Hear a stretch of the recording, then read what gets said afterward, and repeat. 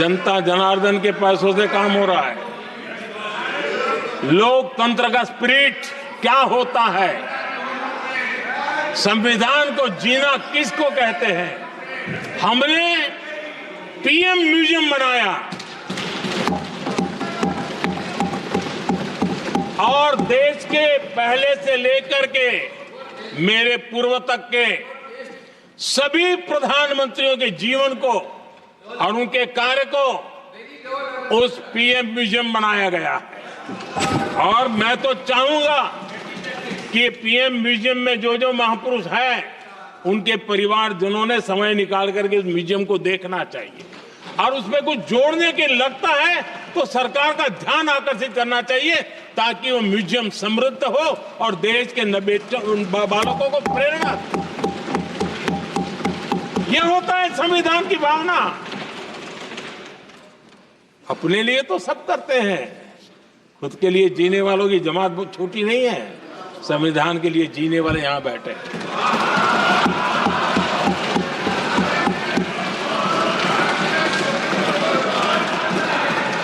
आदरणीय अध्यक्ष जी, जब सत्ता सेवा बन जाए तो राष्ट्र निर्माण होता है। जब सत्ता को विरासत बना दिया जाए तब लोकतंत्र खत्म हो जाता है।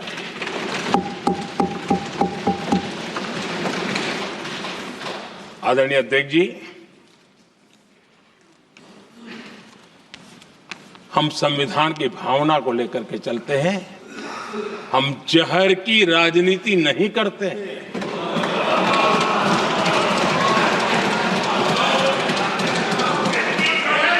हम देश की एकता को सर्वोपरि रखते हैं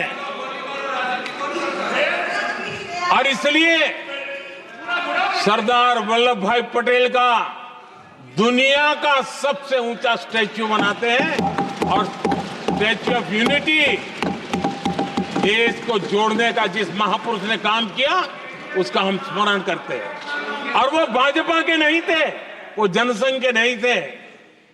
हम संविधान को जीते हैं, इसलिए इस सोच से आगे बढ़ते हैं।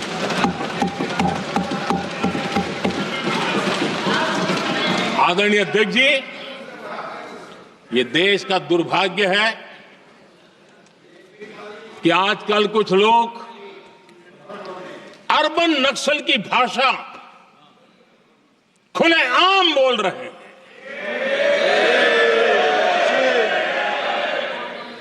और अर्बन नक्सल जिन बातों को बोलते हैं, इंडियन स्टेट के सामने मोर्चा लेना, ये अर्बन नक्सल की भाषा बोलने वाले, इंडियन स्टेट के खिलाफ लड़ाई की घोषणा करने वाले न संविधान को समझ सकते हैं, न देश की एकता को समझ सकते हैं।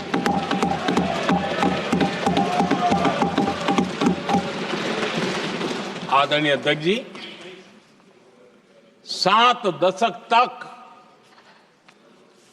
जम्मू एंड कश्मीर और लद्दाख उसे संविधान के अधिकारों से वंचित रखा गया।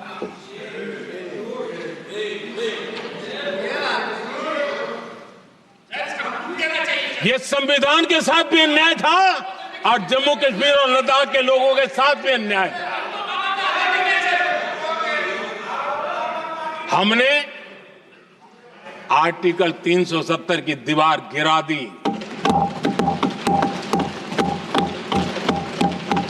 अब जम्मू कश्मीर और लद्दाख के उन राज्यों को, देशवासियों को जो अधिकार हैं, वो अधिकार उनको मिल रहे हैं। और संविधान का महात्म्य हम जानते हैं, संविधान की भावना को जीते हैं, इसलिए ऐसे मजबूत निर्णय भी हम करते हैं। आदरणीय अध्यक्ष जी, हमारा संविधान हमें भेदभाव करने का अधिकार नहीं देता है। जो लोग संविधान को जेब में लेकर के जीते हैं, उनको पता नहीं है कि आपने मुस्लिम महिलाओं को कैसी मुसीबतों में जीने के लिए मजबूर कर दिया था। हमने ट्रिपल तलाक का खात्मा कर करके संविधान की भावना के अनुरूप मुस्लिम बेटियों को हक देने का काम किया है, समानता का अधिकार दिया है।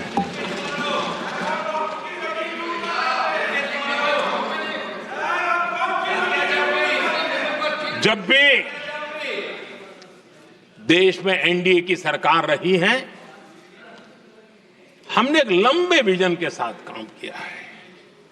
पता नहीं देश को बांटने के लिए किस किस प्रकार की भाषाओं का प्रयोग किया जा रहा है। हताशा, निराशा पता नहीं उनको कहां तक ले जाएगी, लेकिन हमारी सोच कैसी है, एनडीए के साथी मिलकर के किस दिशा में सोचते हैं। हमारे लिए जो पीछे है, जो आखिरी है, और महात्मा गांधी जी ने जो कहा था उसकी तरफ हमारा ध्यान ज्यादा है। और उसी का परिणाम है कि अगर हम मंत्रालयों की रचना करते हैं तो भी मंत्रालय कौन सा बनाते हैं, पूर्वोत्तर के लिए अलग मंत्रालय बनाते हैं।